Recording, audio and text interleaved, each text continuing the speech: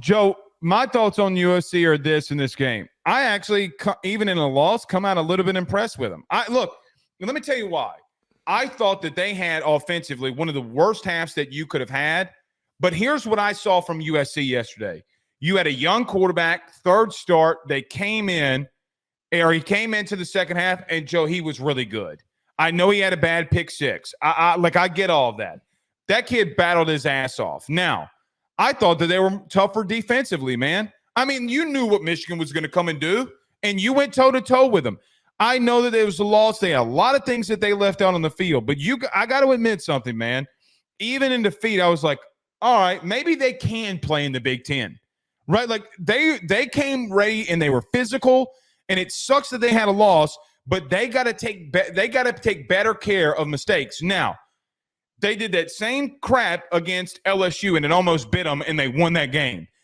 This time, they made the mistakes, and it cost them. So they got to clean up some of those mistakes. But, man, I do come out of this game with USC saying I still thought that was pretty impressive.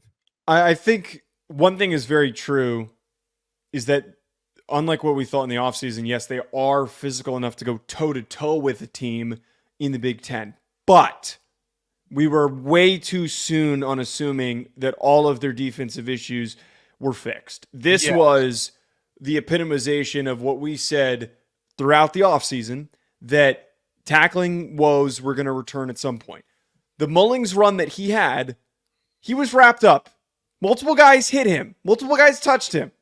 Bring him to the ground. Game could have been ended there if you brought him to the ground and you made the play and guys rallied to the football and finished. But for some reason, they reverted back to the Alex Grinch defense, where they didn't play low, they didn't come downhill, they didn't tackle him. It allowed for that long rushing gain. Those issues showed up.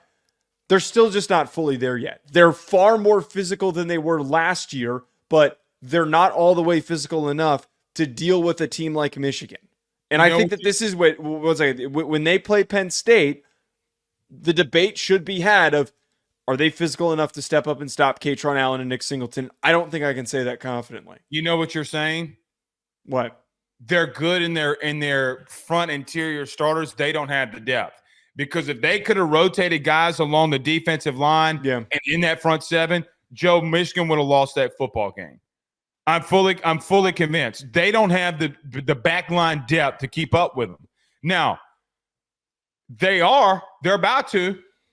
They're about to get there. It's going to take some time. It's going to take some time. But again, I'm impressed. But now you can't get – look, I thought that last drive when Mullins broke off the big run, they were gassed.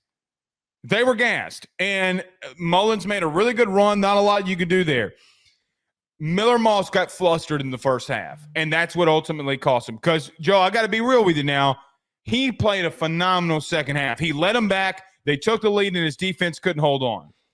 He did finish strong. He did make some big plays to get them back into the game when they needed it.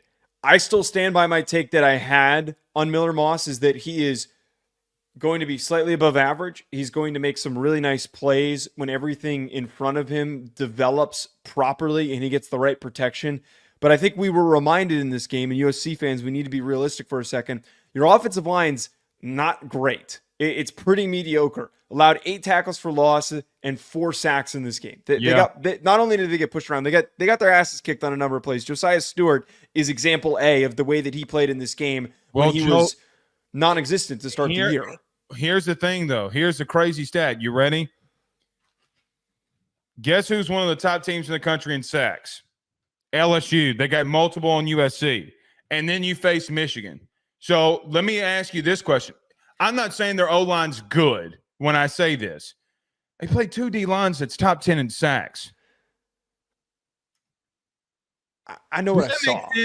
But I'm not just going off the stats. I know what I saw. There were a lot of pressures. Go for 100 yards, though. It's not like that they were just being pushed around all the time either. I'm not. Well, but that's why when we opened this segment that I was saying that they're improved, but they're not all the way there. This offensive line, again, they had some nice plays. They created some nice big plays in the run game. They did have some really clean pockets for Miller Moss, but there were too many crucial situations where Michigan got through, like where Michigan really came downhill and made big plays. It's not all the way there. It's just not, and that's the clear indication of what we're talking about, where they need one more year before they're like really ready for the Big Ten. Hot take. You ready? Okay. I think both teams are still borderline playoff teams. Because you're going to have to convince me that they're going to lose 2 more games like USC. Like, are you 1,000% sure outside of, like, who else would USC lose to? They have Penn State. I had their schedule up yesterday. Okay, wait. They still have Penn State, and they have to play Notre Dame. And look, I know that you're probably – you got to win one of those 2 games. I know you're probably going to pick USC to beat Notre Dame, but that's the last game of the season. I mean, it's a long time away. What I'm saying, okay. But it's to the point, though. To my point is, borderline means even if they lose those 2 games, they're 9-3. That's still borderline. I don't know if I'd throw them into the playoff with a 9-3 record. No, borderline. Okay. Means I agree with you. These are ranked teams. Oh my God. Wait. What you're saying to rephrase what you're saying.